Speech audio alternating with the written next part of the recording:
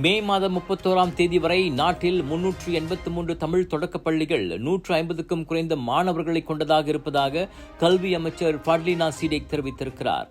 மொத்தம் 3062 தொடக்கப் பள்ளிகள் 150க்கும் குறைந்த மாணவர்களை கொண்டுள்ளன. அவற்றில் 626 சீன பள்ளிகள் மற்றும் 2053 தேசிய பள்ளிகளும் அடங்கும் என அவர் கூறினார். 30 மாணவர்கள் அல்லது அதற்கும் குறைந்த மாணவர்களை கொண்ட பள்ளிகளில் வகுப்புகளை இணைக்கும் நடவடிக்கைகள் எடுக்கப்பட்டு வருகின்றன. 2ஆம் வகுப்பு மாணவர்களை 3ஆம் வகுப்பு மாணவர்களுடன் இணைத்தும் 4ஆம் மற்றும் 5ஆம் வகுப்பு மாணவர்களை இணைத்தும் கற்றல் கற்பித்தல் நடவடிக்கை மேற்கொள்ளப்படுவதாக ஃபட்லினா தெரிவித்தார்.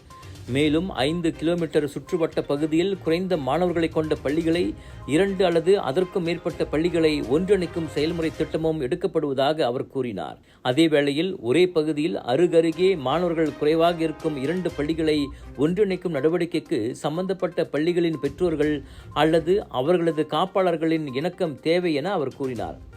ஒதுக்குப்புறமான இடங்கள் அல்லது தீவு பகுதியிலுள்ள பள்ளிகளை இணைக்க முடியாத நிலை இருந்தால் அப்பள்ளிகளில் உள்ள இடத்திலேயே மாணவர்கள் கல்வி கற்பதை கல்வி அமைச்சு உறுதிப்படுத்தும்.